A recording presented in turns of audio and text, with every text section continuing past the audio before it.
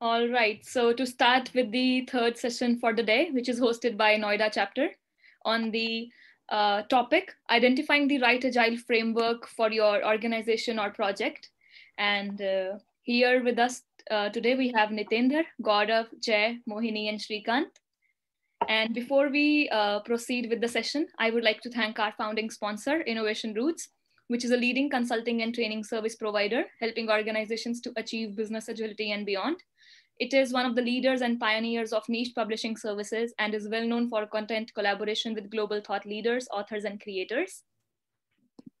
And I would also like to thank our sponsor, Agile, which is a product offering from Tata Consultancy Services Limited. It is a purely cloud-based enterprise agile planning tool along with DevOps capabilities. Enterprises can use Agile to adopt agile practices or scale across multiple Scrum and Kanban teams using enterprise scaling frameworks such as SAFe, Disciplined Agile, Less Than More. You can also try out Agile for free for up to 20 users for 1 year by signing up at agile.io. Or you can also reach out to us for any inquiries or exclusive product demo. I request everybody to check out the Agile page on Agile Network India website for more information. Thank you. So Nitendra, over to you now. Thank you. Hey, thanks, Shreya. Hi, good afternoon, everyone. Thanks, ANI and team, to giving us this opportunity to discuss about our all the view and the thought process against the Agile framework. So I'll start with my quick brief about myself. So from by heart, I'm a list. I have around 14 years of work ex where I have earned some of the industry credentials like SAFe, Kanban practice. No, also I'm the PSM. From the product side, also I've done the Prince 2. I am also a digital innovation practitioner. I work primarily on the automation practice for the different Agile tools, where we are helping team to just adapt the Agile and how to automate their process through that area. I am can't say that I'm 100% a coach, but yes, I think that I am a legislator that would love to coach people and also trying to inspire with my journey to all. And one thing which is very important that I am through a stakeholder consultant who normally love to discuss and talk about the stakeholder management and the discussing with the leadership. So this is very quick about me. So I'll proceed with the session and I would welcome all our panelists in this group. First, I'll start with as Mohini. So Mohini, we would like to hear from you. So over to you.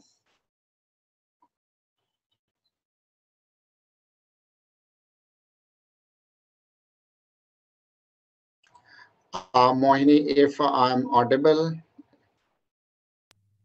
think her screen is freezed. Okay.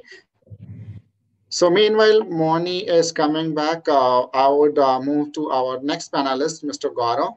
So Gaurav, until Mohini resumes, I would request to just give brief idea about your journey in. Sure. Thank you, Nitendra, Shreya, and Agile Network India for having me on this panel discussion.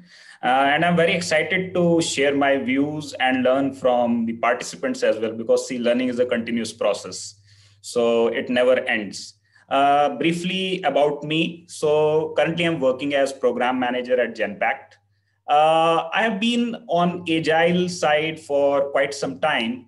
And this topic very well resonates with my experience since I have been into various Agile frameworks, not a single framework, and at the same time, how to blend various Agile frameworks. So that has been my area of interest. And apart from this, I also work on the digital transformation side, dealing with robotic process automation, AI, ML projects.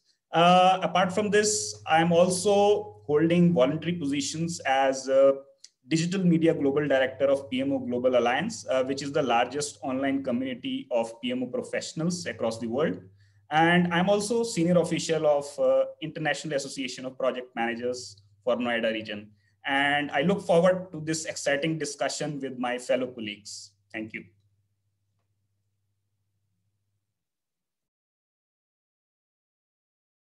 Nitin, you are on mute. You're on mute. Oh, it's my bad. Sorry. So, Gaurav, we are really excited to know about the long journey of all the credentials you have gone through your professional journey. So, we'll proceed for our next panelist, that is Mr. Shrikant. So, Shrikant would like to hear from you about your journey. Hello. Thanks, Nitendra, and thank you, Agile India, for giving this platform to share my view on different Agile framework and what mindset we should use to identify what best suited for our organization and customer requirement. And so my brief introduction is like I have a 16-year experience in R&D software. It's been a long learning experience and still learning. And through that, I have a 12 years experience Agile journey where I have seen multiple Agile transformation starting from the team level and up to the organization level, where I tried to set up the Agile culture across the organizations. And during that journey, I have learned a lot about different Agile frameworks, be it Scrum, Kanban, Safe, Spotify, and different. So I'm here to share all those experience with you and try to learn a lot from other fellow panelists and my audience. Thank you. So great, good to know about you, Shrikant. We are really excited to know more about your journey. So next we are moving, and I would invite Mr. Jay to just share about his journey and the credentials, please. Yeah, thanks Riya, Nitendra and Agile Network to putting me on this great platform. Yeah, thanks for that. And for me, right, I'm a certified Scrum Master and I am working as Agile enabler. So from 0 to 1, how to turn Agile and what methodology, how to choose. I am working currently as an engineering manager, and I'm also involved in other latest technologies like robotics process automation, cognitive automation, and DevOps and cloud. So working on all these platforms with the Agile mindset, that's my primary goal. Thank you. Great. Thanks, Jay. Really, we are really excited to know more with your journey. So if we got Mohini back in this call, Mohini, if you can hear me. Yeah, hi. Okay. I'm sorry I got disconnected. Apologies for Okay, that. so no problem. So Mohini, if you can help us to just brief about your credentials, please. Yeah. Firstly, thank you so much, and thank you, Agile Network, for having us here. So yeah, just a brief introduction about me is that I am assistant project manager in Avada Energy. It is a leading solar developer organization in India. I am also associated with network as an IAPM, as a network official for Delhi and Calicut regions. And I'm a certified project manager from IAPM and BVOPM. And my journey is henceforth forward from there. Thank you. Yeah, thanks, Shreya. Very nice to know about the journey and the credentials you have. So now we are almost 10 minutes we have spent in discussing and knowing about each other.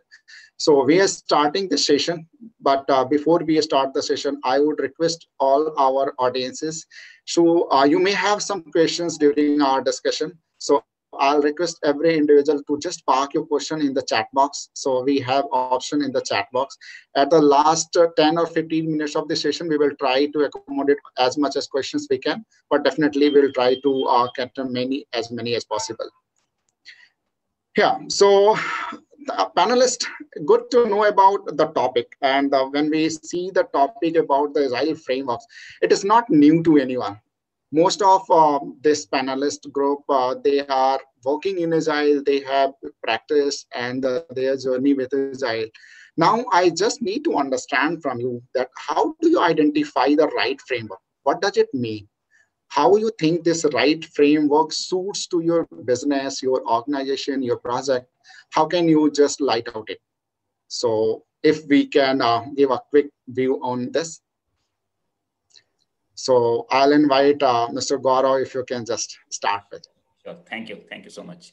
Yeah, so very interesting question, Nitendra. Before actually going into different Agile frameworks and how to identify, so it is very important to have that Agile mindset within the teams, within the organization, within various stakeholders. And it is not only about adopting a single framework. We also need to check how it fits in the culture of the organization, maturity of the team, maturity of the organization, and also complexity, risk, and the nature of the project, which actually decides which all practices fits in our environment. Taking a small example, say we have a project which has got a lot of variability or ambiguity in the requirements. The requirements are still evolving. So definitely we need to have more agility, more adaptability. But at the same time, we also need to see what is the amount of predictability we need, because predictability and adaptability go hand in hand. Take example of Scrum Framework. The idea behind time boxing is predictability and consistency. So we also need to take care what is the nature of the project, what is the complexity involved, and as the risk is more, you need to have more predictability, because you need to know when your product or your services are going to be delivered. But along with that, it also need to take care that we are delivering continuously so that the best outcomes are delivered to the end customer. Yeah, so great, Gaurav. I can really understood about the point, and also can relate easily about the how predictable, how adaptable we are about the mindset. But yes, I would also love to hear from other panelists if we'll discuss more on this. So Jay, if you would like to light out on some key area of your experience. Right, Nitin, thanks. So as Gaurav said, the mindset is the most important thing that I learned in my career. So a lot of times what actually happens means Agile is in the market. So everybody want to go with that Agile, but they are not aware, means they can understand that what are the ceremonies are there, what are the process are there. They learn it over Google and they started. But the without mindset, it would be very difficult to understand the things. Means all these stakeholders would not be at par. Then the final goal would be difficult to achieve. So first what we can do means we can do some brainstorming sessions, some this workshop type of things, so everybody can understand and they can think not only in the project, they can think in other activities, in day-to-day activities, in home activities, they can think in agile mode, and then it will be in the mode of that thought. And then we can decide which we can discuss with the client what type of requirement they have, what type of features they want, and how soon they want, and what is the delivery model. Like if daily we have to deliver something, like in support model we can choose Kanban. If we have some requirement is not defined as Gaurav said, then we can discuss the requirement in Scrum, and then we can deliver on sprint wise. And earlier waterfall, what was happening, all the requirement was coming in one go and then the risk was increasing. But here we can choose different type of models, like feature driven and all. So based on that, all the stakeholders should be agree on what approach we are going to take, and then we can decide and go ahead.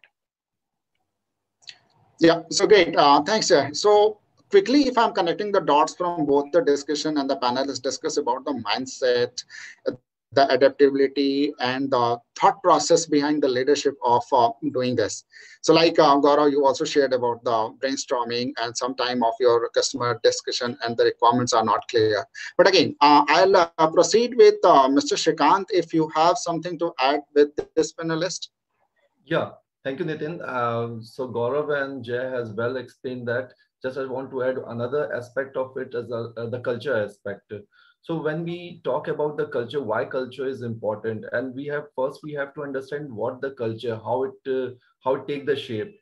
So we understand that culture consists of few major elements, like how our organization vision is, how vision is driven by the leadership, what is the internal structure of the organization, what are the process, and how the people is behaving. For example, if there's a culture of internal competition, and we say that in any of the agile framework we adapt, we need lots of collaboration within the inter team, so that we have to set up. So the biggest mistake what during the initial phase of transformation people make, they see agile, any of the agile framework as a process. So if we see Agile as a process only, so that will not give any benefit. Instead, they will impact the whole culture. So deform the culture. So think of a rubber band, and in the rubber band you feel these elements, and the rubber band is a culture which take the shape of that all three elements.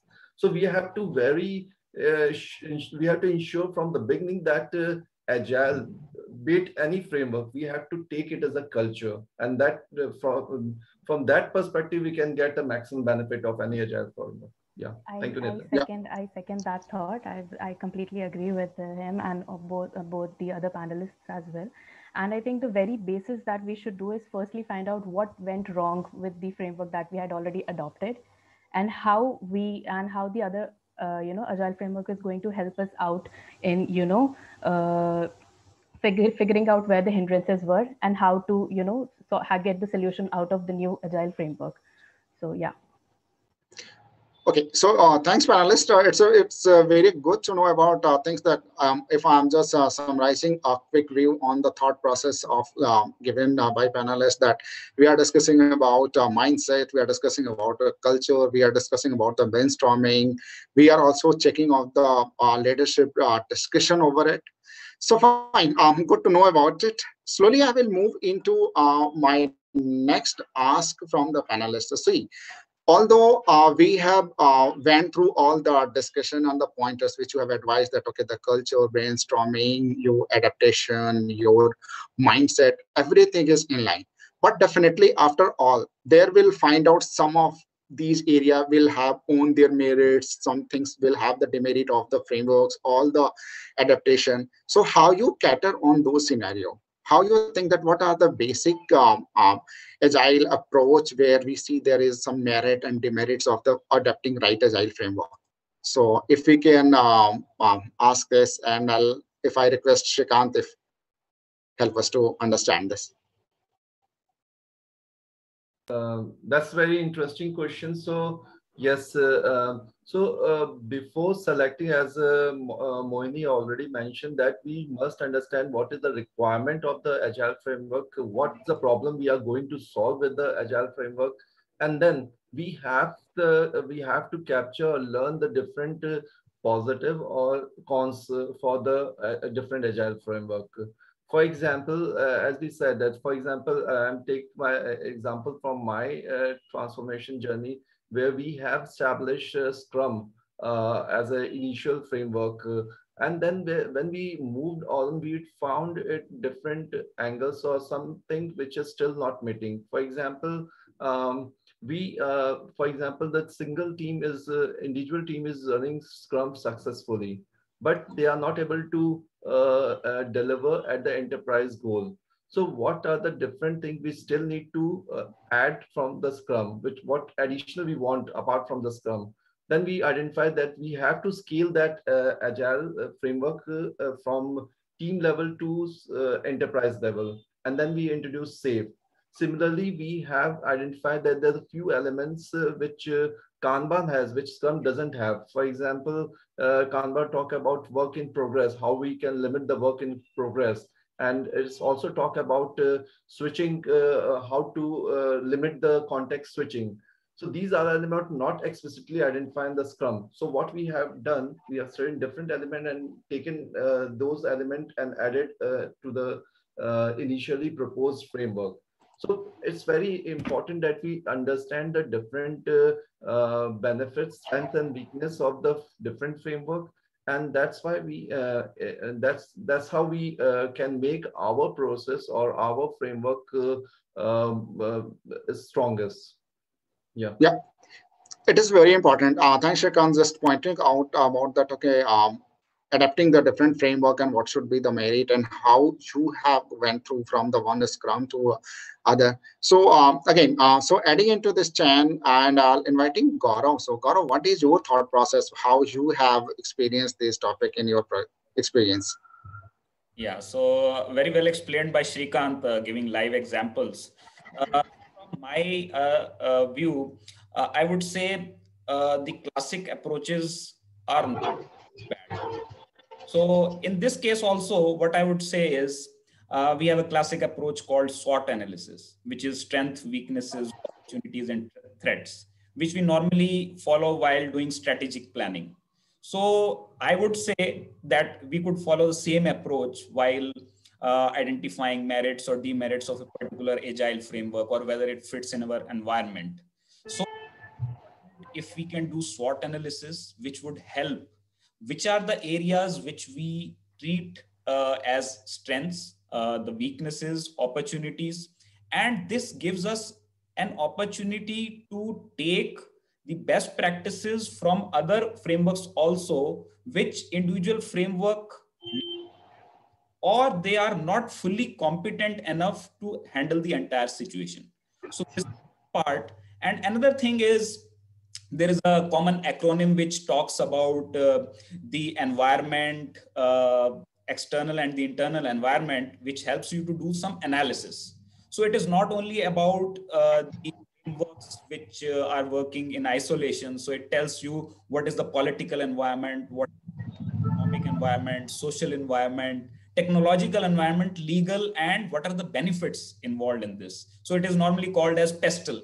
So it helps you to analyze the entire landscape and see which practices from which framework are suited to that context. So that project context helps you to analyze it. I want to add on to this definitely, because the construction industries, I come from a background of that. Solar plants are installed in various states and all. So there we have this approach of waterfall, the traditional approach that we have. Fine, but obviously it comes with demerits itself. I think every approach has merits and demerits. So while we were already adopting it, projects were fine, but then the uncertainty struck, like the pandemic, we can say, or government regulations changing with time to time. So there we have to analyze, like waterfall approach has to be there for the construction projects, but where we can apply other frameworks of Agile. In my context, in my personal experience, we had applied the Kanban for our personal work to create more transparency. I think Agile basically focuses on transparency, and transparency, it makes your work more efficient. So we have adopted Kanban, and we even want to adopt the Scrum and the sprint meetings and all while we are implementing the project to to actually solve the problems that you're actually facing currently. So yeah, we have to basically focus on the merits of all the frameworks and make it work for ourselves. Yeah, thanks, Mohini. It is really important. So although we are coming up from the IT experience, and also Gaurav and the Shrikant sharing the experience based on the IT, but it very emphasized to know about some other industry group folks that are sharing the same practice they are following. But again, adding to Jai in this conversation, that okay, Jai, what is and how you have encountered in situation with? You're right, Nitin. So as the Gaurav, Srikant and Mohini said that what I want to add here means how to choose means that we should have that self-motivated team in that agile framework. Then it would be helpful a lot in compared to waterfall. And there are a lot of other demerits and merits. Like if we have the clear-cut requirement, then it is good to go with that waterfall. And if it is not clear-cut requirement, we can take a sprint way, and then we can decide the requirement and discuss. But in that, suppose if we are choosing a Scrum, then it should be a dedicated team, self-motivated team, client involvement. Every stakeholders will participate equally, then only we will be able to achieve it. Otherwise, a lot of times it is getting failed. So what we discussed, like mindset. So if all these stakeholders do not have the correct mindset, it is again a demerit for that Agile. So whatever Agile is suggesting, we should follow, then we will definitely achieve it. Okay, great. So good to know about, if I'm quickly summarizing this, both of the topic which we have discussed, that, okay, how we finalize, what are the merits and demerits. At least we have reached out on that point that, okay, even if we are selecting framework, and even those framework, what should be an ideal approach to finalize that, okay, what are the merits and demerits we are going to encounter in this particular framework. So this is good to know that, yes, different industry folks, different pattern, SWOT analysis, which Gaurav explain, it is really emphasize the way that we are just progressing throughout this agile journey in adapting the different framework. But now, one thing that all of you panelists will agree, this agile is not going to work in isolation. Definitely, we talk a lot about the mindset, we talk about the culture, we talk about that different adaptation process. But now, how you think that is getting influenced? The mindset of organization, your complexity, the risk is getting involved.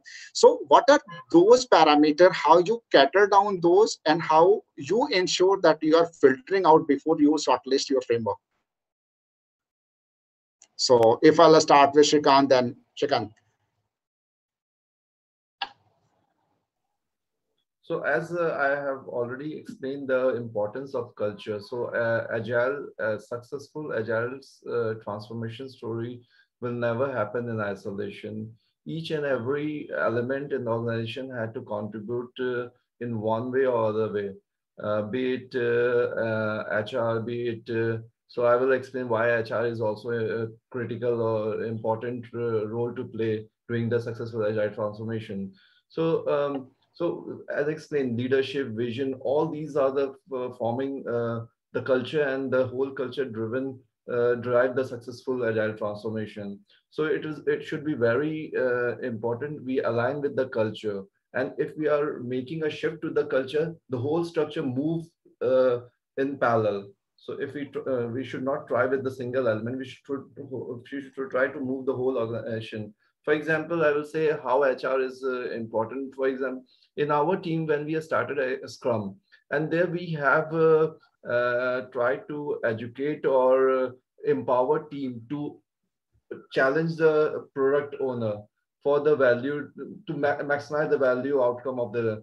Earlier, it was a situation, whatever coming from the project manager, team is just delivering it without knowing the actual value, what value they are going to deliver for the customer, end customer. So there we have educated and tried to embed in the mindset of the team also. We try to empower the team also, where he can challenge the PO whenever he feels so. So we insist very firmly that we should not work, or we should not write a single code of line without understanding the real context or benefit where the end, which impact the customer experience. So there we have make us changes, like we have organized a Scrum team in a fashion that it's a flat hierarchy concept where nobody is reporting to no one. So people are more empowered, feel more empowered to challenge the PO. Earlier, they were not able to challenge the project manager because project manager is also in the reporting. So you can understand the psychology, how we can provide the convenience to the psychology of the team also to give a real benefit of the whole framework. So these are the things. So I will say, and another aspect is about the KPI introduction, because we said that Agile, when we start Agile transformation, there's another concept which we want to transform is from the hippo concept to data-driven concept. Earlier, there was a concept that one who is sitting with the highest designation in the room is making all the decisions. Now it will not work. So we have to take all the decision based on the data. And even the Agile transformation, we have started with some initial structure or initial process or framework. But we have also established from the beginning some KPI. The KPI help us to identify the deviation from our progress, whether we are going to answer the problem which for which we have started this whole transformation. If not, then it helps us to identify the deviation and inspect and adapt and make some adaptability on the existing framework. So yeah, this is what I want to add over here. Thank you. Yeah, so great. Good to know about you, Shrikant. It is really important to see that, okay, this is a HIPAA culture that you provide, that this is, although it looks like that every industry folks have read it, that, okay, not every organization is not following it, but then in practical that we have been encountering this situation here and there. But yes, it's good to add in this. So Mr. Jai, what you think and how you are in line with the thought process shared by Shrikant that, okay, the organization definitely have a different kind of culture. Either they are interested to come out those from culture, they may be facing some kind of risk, but their thought process are not in line. So how you see in this? Yeah, right. So as Srikant explained very well, and let me give the example what I faced in my journey. So earlier, everybody was working in waterfall, and that was definitely in isolation. Means one phase was ending, and then next phase was getting started. So we were not interacting with the. Suppose requirement is captured, we were not interacting again with the customer. It was hard coded, written, and signed by them, and then we were working. Team was working in isolation and doing as per their understanding what they understood. But now that was the challenges started. So we came into in isolation, it should not work properly. Then we need a collaborative team and the dedicated mindset team and self orientation team. So what we in that, we suppose we took the sprint overview, and then we decided, okay, 2 weeks sprint would be there. And then earlier everybody was in the waterfall mindset. Then we educated each and every person in the organization through the trainings, through the workshop. So they started thinking towards the agile, what is agile and how we can turn towards that and get the achievement goals, whatever is the success required for client and our organization also. And then we started small projects in agile, and we involved business also. Sometimes means client is given a requirement, and after that they are not they are busy somewhere else, and they are not putting more focused, or some requirement got changed, or some other things are coming. So we were keep discussing and involving. So client is also getting the pain and the problems statement that we are facing in day-to-day life. So involving each and every stakeholders, then we got the mindset, and then we got how to choose the right framework, how to work together. And then we were definitely got the great success in some of the years in complete organization. It was a very big organizations in this India. Okay, so Jay, I am really excited to know something that, okay, so when Shrikant started that, yes, how they has adapt the process and the change from the hippo culture. Now, one key aspects you have added about that, how you have transformed your client also. So although you are facing, or you in the sense, the kind of project you are working or the organization you are working, they may face challenge, but end of the day, we all are working for client to delivering some of the outcome for them. Now, if they understood that, yes, there is a challenge, and if they are also ready to improve, that is nothing better than that. So it is good to know that it's adding a lot of value that, okay, how you include client to understand that what risk and the issue we are encountering and how they are in line it with. But it is nice to know. So Gaurav, may I request if you to like to add few more things into this? Definitely. So it was a very interesting answer by the fellow panelists. So what I would like to add is, as you just mentioned about the alignment, right? So that is the most important part. And that actually takes us to the values in Agile Manifesto, right? Where we focus more on the collaboration part rather than contract negotiation. But that does not mean we need not have to have a contract. Contract is required, but the more importance is on collaboration. And that actually builds high quality and valuable products. Apart from this, I would like to discuss few elements of business agility, which are very important. When my friend Shrikant talked about the enterprise level agility, see, there are three components, which is the leadership, the operation, and the individuals. So when we talk about the leadership, it is more about the strategic agility. And when it comes to the operations part, it is more about structural agility, how your processes are mature enough, how nimble your processes are, how lean your processes are. And when it comes to the individuals part, it's all about crafting excellence and ownership and accountability, which again takes us back to the empowerment side. So the more empowered your team is, they will feel more accountable and responsible. And another important thing is that we have to keep customer at the center, because that gives us the every time that thinking of business value and customer value, right? If we lose focus from that, we will not be able to deliver continuous value. So these are some of the aspects which actually help us in having that continuous alignment. And one quick example I would like to give, where there was a sort of misalignment between the partner or the vendor and the customer over the agile practices. A very common example, since agile is a change driven model, so in the name of agile, continuously changes were coming. But if we focus on any specific framework, say Scrum or any other framework, it does not say that you keep on accepting the changes. Well, the manifesto says responding to changes, that is fine. That does not mean you should not have a minimum scope defined in order to deliver in the sprint. So again, that predictability part is also there in these frameworks. We have to understand from that aspect.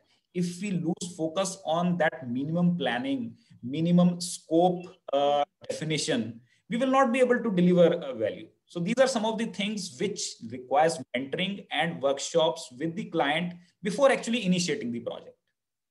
Yeah. Great. Good to know about Nagara. So I believe that you have touched the most crux about the Agile principle and the that things okay, and that is really in line with what of the both other panelists has said. So see, it is too precise to know. When we started the discussion, we understood that okay, how do we finalize, or we can think about that which framework suits, and then we discuss about that okay, how we are checking that what are the merits and demerits. Then after we understood that okay, although we talk about the culture, we talk about the mindset, we talk about the risk adaptations, but what and how it is influencing. Now connecting to this, I have one thought in my mind that okay, if we are doing all the things, but these are the new practices or new framework which you are adapting, definitely you need to do some adjustment and the clustering or filtration in your existing process. How you do that?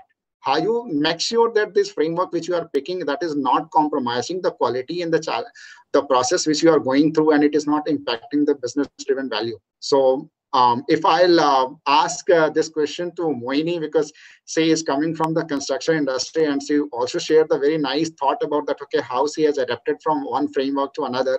So Moini, would you like to add some of your thought process that how you have clustered those, how you done the adjustment? Yeah, so definitely I have adopted these frameworks in my work. Like I would want to say that you cannot go around changing the process of the whole organization. So you can start from somewhere. So I started from, me, my team. We started to actually learn about how the positive points, how we can actually implement it to make our work more efficient, right? So I think if I can do it, I think and it's not just about the project management team. I think it should be introduced to all the departments in the organization. Somewhere or the other they can also, transparency, like I would say, they can also make their work transparent with our team, in between the interdepartment teams, you know so if people understand the value of this, I think it would automatically make the work more efficient, and those things can be implemented by workshops, training sessions, and for that the organization need to understand the importance of agile framework. Yeah, good to know, Moini. So Ajay, if you would like to add a few of your experience point here. Yeah, definitely means as Mohni said rightly that what are the features and what are the things, how to involve, as we discussed, like how to involve client, how to involve other stakeholders, and then working together and with the same mindset, definitely we can achieve on that. And I saw a lot of projects getting failed and some are getting successful, but we need to empower each and every one, and then we can start thinking on that words, and definitely we will get that success. Great. So Shrikant, if I request to add something, if you like. Yes, definitely. As I explained my earlier conversation, that we started with Scrum and then we added few elements from the Kanban, and moving ahead from team level to enterprise level. And there we found that we need to build, we need to empower team, not empower team only in the context they can enable to ask strong questions, but also in terms of the skills. There earlier we started, when we started the scale, we uses safe framework, and then we identified that there's a concept called guild in the Spotify model, where it helped the team to spread the skill from one team to another team. So we have adapted that guild concept from Spotify model and adapted those into our framework, and it helped a lot. Like we have created a center of excellence for different skill set, and that we also identify the framework. We adapted the framework so that that knowledge can be shared among different teams, so that all distance team can be self-organized in taking not only the value decisions, also the technical decisions. So these type of adaptability. So we always say that change is only the constant. We have to be very flexible. Introspect and adaptability is very key message from the Agile, and we have to be stick to it. That's yeah. So Shrikant, I got emotional to know that, okay, when you talk about the change is only constant, yes, this I learned around 10 years back, that, and that is how Agile and any of the other methodology or framework is just coming in the industry. So now, in interest of time, although we are about to go into our Q&A session, but one last question which came in my mind after discussion, that we have adapted the framework, we have discussed about the merit, demerits, we discussed about the risk, their culture, we also discussed about that, okay, what are the clustering, alteration, adjustment we need to do. Now, final question to the panelists before we enter into this Q&A. Who make the decision to adapt the Agile framework? So, in your organization and based on your practice, who is the right point of contact to adapt and take the decision that, okay, which framework suits for your individual project or organization? So, I'll request to start with Gaurav. So, what do you think on this? Yeah, sure. So first of all, I would like to say that leadership does not dictate the framework. That's the first, within quotes, right, and this statement. So the people or the stakeholders who are getting impacted by the project outcomes, it is their collective intelligence, their collective responsibility, their collaborative environment, which actually helps in deciding the framework, which suits in a particular project context. So once we understand these aspects, then I think it becomes easier to experiment things. Because see, if somebody is dictating something, you do not get the chance to experiment. And it comes again to the PDCA cycle, plan, do, check, and adjust. So nothing like experimentation, and it's all about continuous learning and adapting your frameworks. Okay, so great. Thanks, Gaurav. So Jay, if you would like to add with your experience in this. Yeah, right, definitely. So what I would start like, if whosoever is knowing the problem, those are the best person to respond the solution also. So whatever the team stakeholders are involved in any project, they are aware about the problem, and they can definitely come up with the solution also, and they can decide which framework is going to best for them. It may be sometime it is not in one go you will be able to choose the correct thing, but yeah, keep iterating, and the Agile says after some iterations you will be expert and your velocity will definitely improve. Okay, so if I quickly summarize both of the justification or the thought process given, that anybody and everybody who are directly influenced with this process are the one who has to take decision, if I'm right understanding this justification from both of you. Correct. Absolutely. Okay. Yes. Perfect. So Shrikant, if something would like to add. Yeah, definitely. It's so involvement of people is very important, as we have to understand the impact, and we have to give a freedom or empower the impacted person to contribute in making the decisions, because Jay has already well mentioned that the one who is impacted was the best person to propose something, because he understands the pain areas so well. So what we have done in our organization, like as said, we have started with the team level, and then we moved to the enterprise level. And at each level, we identify the impacted person. For example, I give you an example of how we have handled that at the team level. Earlier, we have the team where the team is technology based, the backend team, the front end team, and then the proxy team in between. And whenever the failure, so people are finger pointing to each other that this was the culprit, this was the culprit, and then how we resolve it. There's a very I like that approach. That very much. So we gather all the team of different technology stack in a room, and we have given full 1 day. They are in completely booked room for 1 day, and then we ask only one this. So is the thought process how we can build a self-organized team. So for building a self-organized team is two things I will say is very important, that you give some structure, that don't keep them open-ended, because they are also learning. Bring some boundary from them and allow them to play with their mindset, brainstorm, and come out of the result. So what we ask in that group of 25 people in the different technologies, we want 3 teams, 3 Scrum team out of these 24 teams. But the only boundary is that each team should be enough skills to build end-to-end delivery. And we all the reporting manager out of that room, and all the coaches and Scrum PO were out of that room, gone out of the, and at the end we come again, and they have beautifully created 3 skill set, and they have bronze. Okay, this skill is required. How we can meet end-to-end goal in this structure, and they've created 3 Scrum team capable enough to deliver end-to-end delivery. So this is how we have to give freedom also to the team to be self-organized. That's that's the instance I would like to share. Thanks. Yeah, great. So good.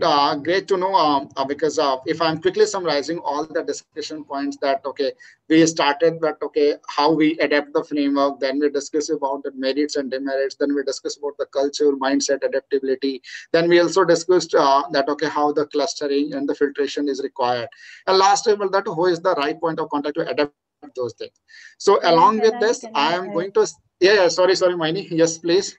So yeah, if I talk about the organization, my organization, I think the right people would be the project management team for my organization, because we are not just working for, we are not working for engineering or team or the, procurement team or the construction team. We are working collectively to achieve the goal, to achieve the project, to make it, complete on time and on budget.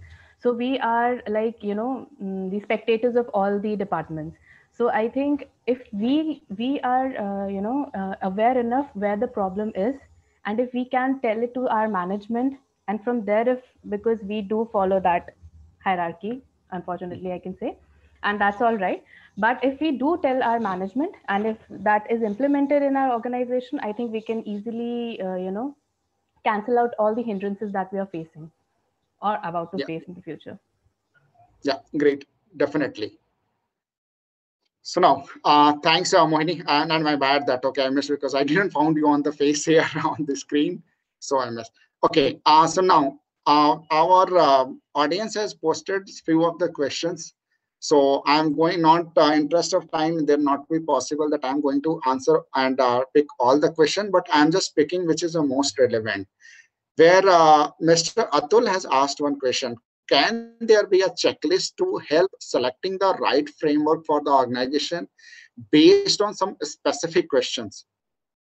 So if panelist, you read this question once and I can reiterate. Yeah, sure. Actually, I was about to answer that on chat itself. Okay. Yes, okay. That's a very interesting question. And definitely we can create a checklist. So you see, it all depends upon the initial interview or the brainstorming which we have done with the client. Based on that, we can come up with some broad categories. It could be in the form of, say, complexity, the risk involved, the nature of the project, and also if we have executed any such project in the past. So that actually help us in bringing out those parameters.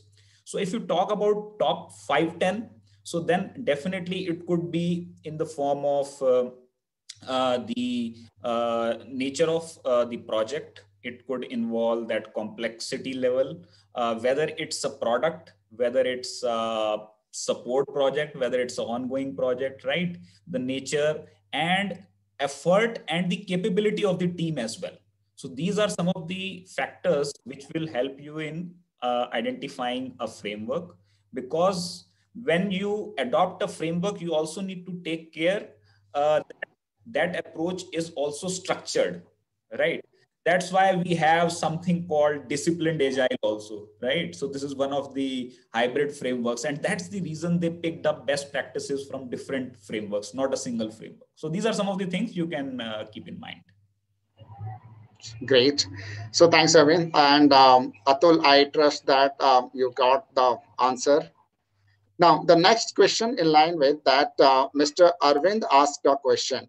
Have anyone you tried Agile with hardware? Most of the Agile frameworks are software focused, safe test on hardware in the recent update.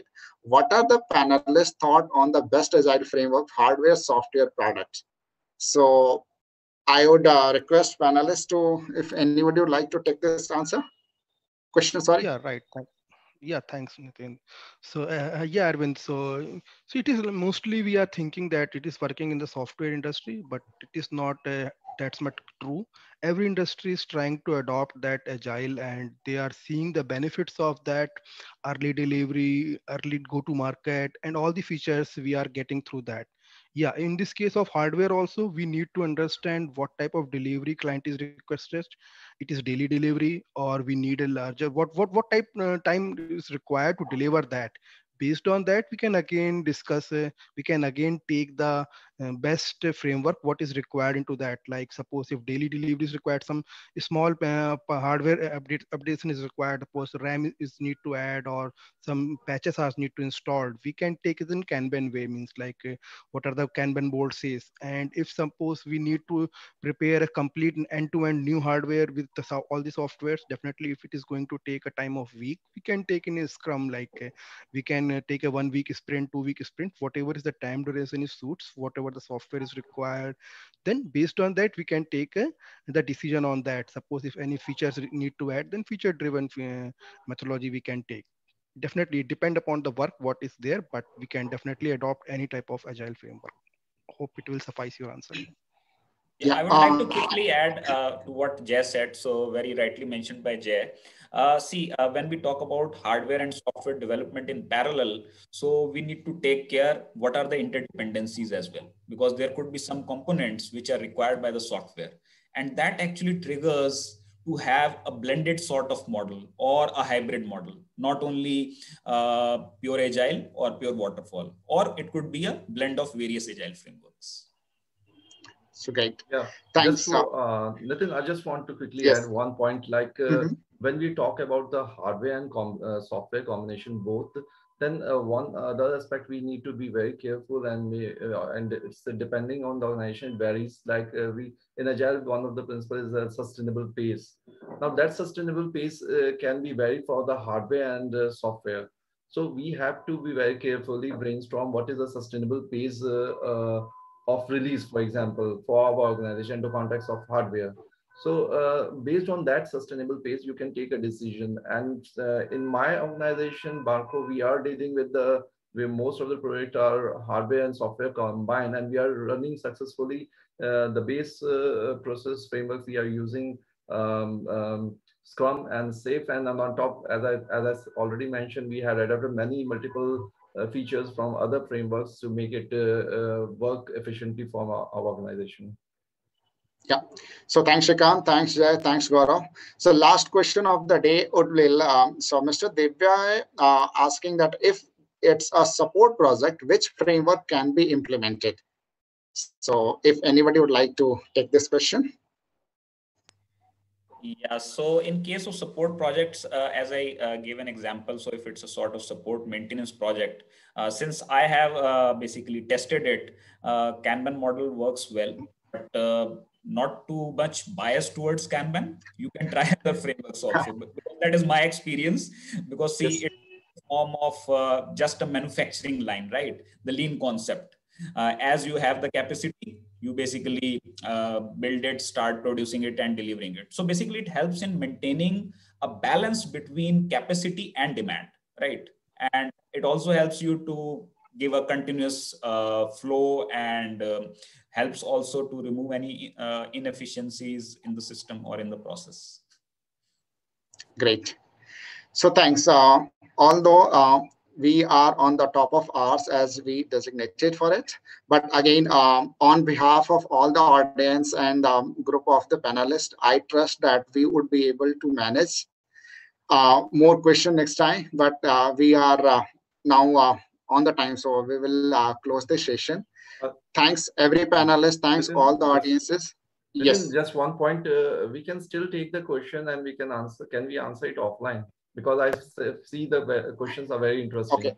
Is it possible? So Shreya, I would request to you that, okay, what are the process, how we can answer those open questions? Sure. So probably we can send you the questions over the email. Okay. And you could answer those. I request all the participants who have questions, they can write them to you. If you can write down your email addresses in the chat box or in the Q&A box, you can write down your email address and they can ask you over there directly, or they can also ask you on LinkedIn if that works. Yeah, that's also fine. I don't think there will be an issue with anyone. Yes, that will be great. Okay, so thanks panelists and thanks audience. Shreya, over to you. We are done. Thank you. All right. Yes, thank you so much for a wonderful session, and it was great listening to everybody's views. And we look forward for such more sessions hosted by Noida chapter. Thank you. Thanks everyone. It's a pleasure to be here. Thank you. Good day and take care. Bye-bye. Bye.